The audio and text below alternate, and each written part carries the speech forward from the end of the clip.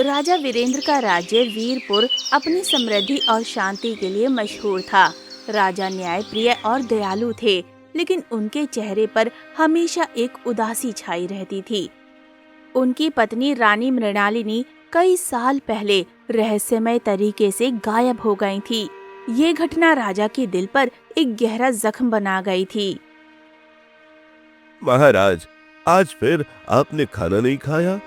यह उदासी आपको खा रही है। शंकर, तुम समझ नहीं सकते, मृणाली के बिना ये महल सूना सूना लगता है। उसकी हंसी, उसकी बातें, सब कुछ याद आती है। महाराज, हमने हर जगह उन्हें ढूंढा, लेकिन वो जादुई जंगल, वहां कोई जाने की हिम्मत नहीं करता। और मैं उस जंगल में जाऊंगा। शंकर, मैंने प्रतिज्ञा की है कि मैं मृणाली को ढूंढ कर ही लौटूंगा।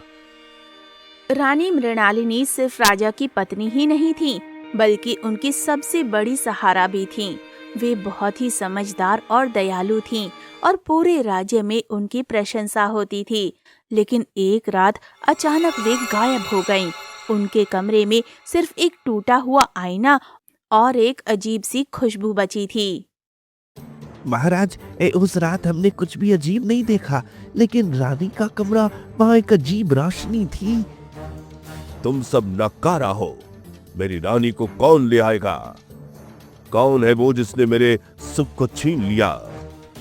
महाराज, शांत हो जाइए, हमें सोच समझकर कदम उठाना होगा। राज्य में अफवाहें फैल गईं कि रानी को जादुई जंगल की शक्तियों ने उठा लिया है। लोग कहते थे कि जंगल में एक रहस्यमयी शक्ति है जो किसी को भी अंदर जाने नहीं देती। लेकिन राजा वीरेंद्र ने हार नहीं मानी। उन्होंने प्रतिज्ञा की कि वे रानी को ढूंढकर ही रहेंगे। मैं वादा करता हूँ मृणाली, तुम्हें ढूंढ कर ही लौटूंगा, चाहे जो भी हो जाए। और इस तरह राजा वीरेंद्र की तलाश शुरू हुई। उनका दिल टूटा हुआ था, लेकिन उनकी आंखों में एक जुनून था, एक ऐसा जुनून जो उन्हें रानी तक ले जाने के लिए, किसी भी हद तक जाने के लिए तैयार था। एक सुबह जब राजा वीरेंद्र अपने महल के बगीचे में टहल रहे थे, तभी एक रहस्यमयी पत्र उनके पास आया। पत्र किसने भेजा था ये कोई नहीं जानता था, लेकिन उसमें लिखी बातों ने राजा के दिल में एक नई उम्मीद जगा दी। अगर तुम्हें सच में रानी मृणाली से प्यार है तो जादुई जंगल में आओ, लेकिन याद रखना, यहाँ सच्चे प्यार की परीक्षा होगी। महाराज, यह पत्र किसने भेजा है? ये जंगल तो बहुत खतरनाक है। शंकर, मैं इस पत्र को नजरअंदाज नहीं कर सकता। यह मेरी एकमात्र उम्मीद है। मैं जंगल जाऊंगा। राजा ने तुरंत अपने सबसे वफादार सलाहकार मंत्री शंकर, बहादुर योद्धा वीर सिंह और जादूगरनी माया को बुलाया। उन्होंने यात्रा की तैयारी शुरू कर दी। महाराज, मैं आपके साथ चलूंगा, चाहे जो भी खतरा हो, मैं आपकी रक्षा करूंगा। महाराज, जंगल की शक्तियों को समझना आसान नहीं है। मैं आपकी मदद करूंगी, लेकिन हमें सावधान रहना होगा। मैं जानता हूँ यह आसान नहीं होगा, लेकिन मैं तैयार हूँ। यात्रा शुरू होने से पहले एक गरीब लड़की नीरजा ने राजा से मदद मांगी। उसका भाई भी जादुई जंगल में गायब हो गया था। महाराज, मेरा भाई भी उस जंगल में गायब हो गया है। कृपया मुझे अपने साथ ले चलिए, मैं उसे ढूंढना चाहती हूँ। तुम्हारी मदद करना मेरा कर्तव्य है, हम साथ चलेंगे। और इस तरह राजा वीरेंद्र, मंत्री शंकर, वीर सिंह, जादूगरनी माया और नीरजा ने जंगल की ओर अपनी यात्रा शुरू की। रास्ते में उन्हें कई चुनौतियों का सामना करना पड़ा, लेकिन उनकी टीम एकजुट थी। महाराज, आगे का रास्ता बहुत खतरनाक है, हमें सावधान रहना होगा। ये जंगल अपने आप में एक रहस्य है। हमें इसकी शक्तियों का सम्मान करना होगा। चाहे जो भी हो, हम आगे बढ़ेंगे। मैं मृणाली को ढूंढ कर ही रहूंगा। और इस तरह उनकी यात्रा शुरू हुई। हर कदम पर एक नया रहस्य और एक नई चुनौती उनका इंतजार कर रही थी। जैसे ही राजा और उनकी टीम जंगल में प्रवेश करती है, उन्हें एक अजीब सी शांति महसूस हुई। पेड़ों की शाखाएं ऐसे लग रही थी जैसे वे जीवित हों और हवा में एक मीठी सी खुशबू छाई हुई थी। लेकिन ये खुशबू किसी फूल की नहीं बल्कि किसी रहस्यमयी शक्ति की थी। महाराज, यहाँ कुछ अजीब है। पेड़ों से रोने की आवाजें आ रही हैं। ये जंगल अपने आगंतुकों को परखता है, हमें सावधान रहना होगा। हम यहाँ से पीछे नहीं हटेंगे, चाहे जो भी हो। तभी एक रहस्यमय आदमी उनके सामने प्रकट हुआ। उसका चेहरा छुपा हुआ था और उसकी आवाज में एक अजीब सी गूंज थी। तुम लोग यहाँ क्यों आए हो? ये जंगल उन्हीं के लिए है जो सच्चाई की परीक्षा पास कर सकते हैं। हम यहाँ सच्चाई की परीक्षा देने आए हैं। मैं अपनी रानी को ढूंढने आया हूँ। रहस्यमय आदमी उन्हें एक गुफा की ओर ले गया। गुफा के अंदर अंधेरा था, लेकिन उसके बीचों बीच एक रोशनी चमक रही थी। इस गुफा में तुम्हें अपने अतीत के सबसे बड़े झूठ को स्वीकार करना होगा। अगर तुम सच बोलोगे तो तुम आगे बढ़ सकते हो, नहीं तो ये गुफा तुम्हें हमेशा के लिए अपने अंदर समा लेगी। महाराज, ये बहुत खतरनाक है। हमें ये करना होगा। मैं पहले जाऊंगा। राजा गुफा में प्रवेश करते ही एक अजीब सी शक्ति के सामने खड़े हो गए। उन्हें अपने अतीत की एक घटना याद आई, जब उन्होंने गलती से एक निर्दोष व्यक्ति को सजा सुना दी थी। मैंने एक बार गलती से एक निर्दोष व्यक्ति को सजा सुना दी थी। मैं उस गलती को कभी नहीं भूल सकता। जैसे ही राजा ने सच बोला, गुफा की रोशनी चमक उठी और उन्हें आगे बढ़ने का रास्ता मिल गया। तुमने सच्चाई की परीक्षा पास कर ली है। अब तुम आगे बढ़ सकते हो। राजा के बाद मंत्री शंकर, वीर सिंह, जादूगरनी माया और नीरजा ने भी अपने अतीत के झूठ को स्वीकार किया। हर किसी ने अपने मन का बोझ हल्का किया और गुफा ने उन्हें आगे बढ़ने का रास्ता दे दिया। ये बहुत डरावना था, लेकिन अब मुझे हल्का महसूस हो रहा है। यह सिर्फ शुरुआत है। हमें और परीक्षाओं का सामना करना होगा। और इस तरह उनकी यात्रा जारी रही। हर कदम पर एक नया रहस्य और एक नई चुनौती उनका इंतजार कर रही थी। राजा और उनकी टीम जंगल में आगे बढ़ते गए। कुछ देर बाद उन्हें एक विशाल नदी दिखाई दी।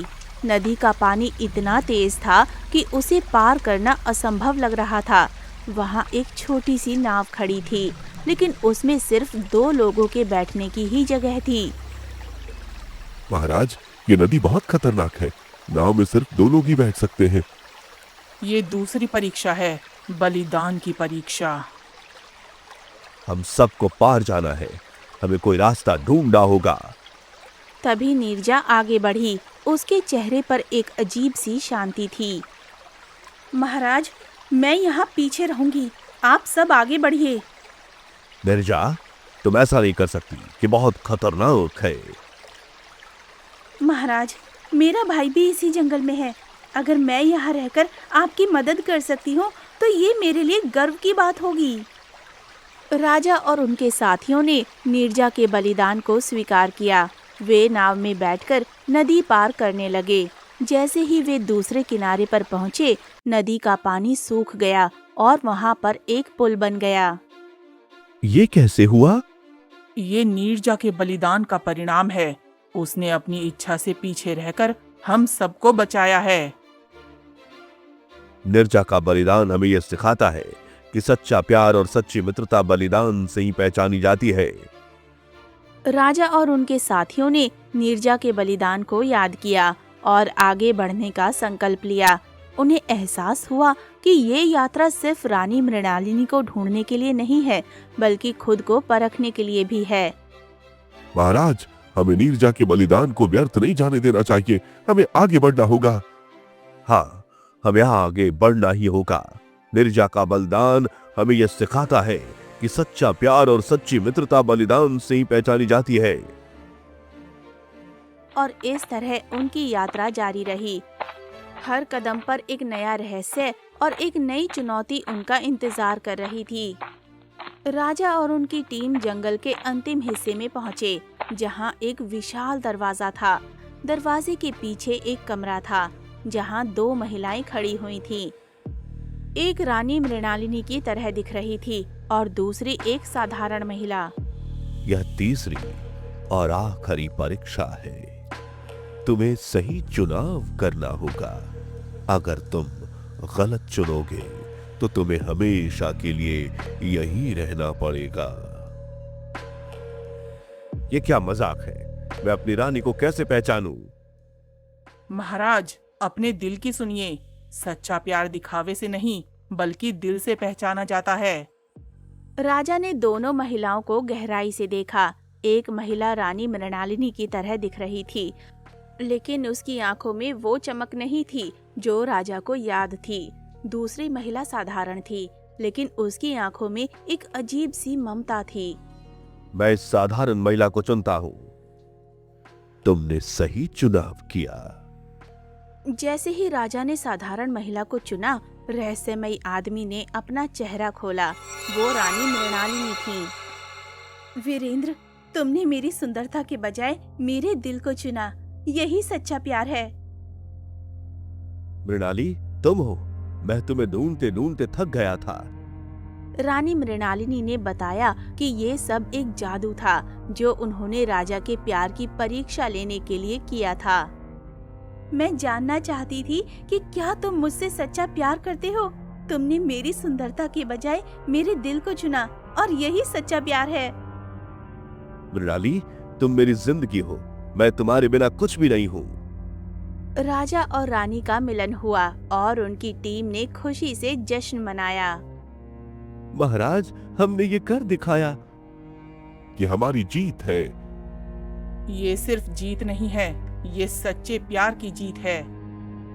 और इस तरह राजा और रानी फिर से मिल गए। उनकी यात्रा सच्चे प्यार की परिभाषा को साबित करती है। राजा वीरेंद्र और रानी मृणालिनी का फिर से मिलना पूरे राज्य के लिए एक खुशी का संदेश लेकर आया। उनकी यात्रा ने न सिर्फ उनके प्यार को मजबूत किया, बल्कि उनके साथियों की जिंदगी भी बदल दी। वीरेंद्र, हमारा राज्य फिर से खुशहाल होगा। हाँ मृणाली, यह सब हमारे साथियों की वजह से संभव हुआ। नीरजा को उसका भाई मिल गया जो जंगल में फंसा हुआ था। उसकी खुशी का ठिकाना नहीं था। महाराज, आपकी वजह से मुझे मेरा भाई मिल गया। मैं आपकी हमेशा आभारी रहूंगी। नीरजा, तुम्हारा बलिदान हम सब के लिए प्रेरणा है। मंत्री शंकर, वीर सिंह और जादूगरनी माया ने भी अपने योगदान के लिए सम्मान पाया। महाराज, हमने ये साबित कर दिया कि सच्चाई और बलिदान से ही सफलता मिलती है। ये हमारी टीम की जीत है। ये सिर्फ जीत नहीं है, ये सच्चे प्यार और सच्चाई की जीत है। राज्य में खुशहाली लौट आई और जंगल के रहस्यों का खुलासा हुआ। जंगल की शक्तियों ने राजा और उनकी टीम को सम्मानित किया। तुमने सच्चाई, बलिदान और प्यार की परीक्षा पास कर ली है। यह जंगल अब तुम्हारे लिए सुरक्षित है। हम आपके आभारी हैं। और इस तरह राजा और रानी ने अपने राज्य में खुशहाली लौटा दी। उनकी यात्रा ने सभी को सच्चे प्यार, बलिदान और सच्चाई का महत्व सिखाया। वीरेंद्र, ये यात्रा हमें सिखाती है कि सच्चा प्यार कभी खत्म नहीं होता।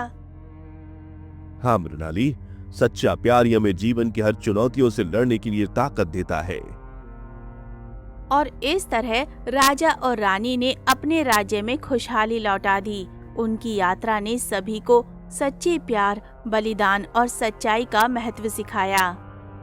सच्चा प्यार कभी बाहरी सुंदरता या धन दौलत से नहीं मापा जा सकता। ये दिल की गहराई और बलिदान से पहचाना जाता है। सच्चाई और वफादारी ही असली प्यार की निशानी है।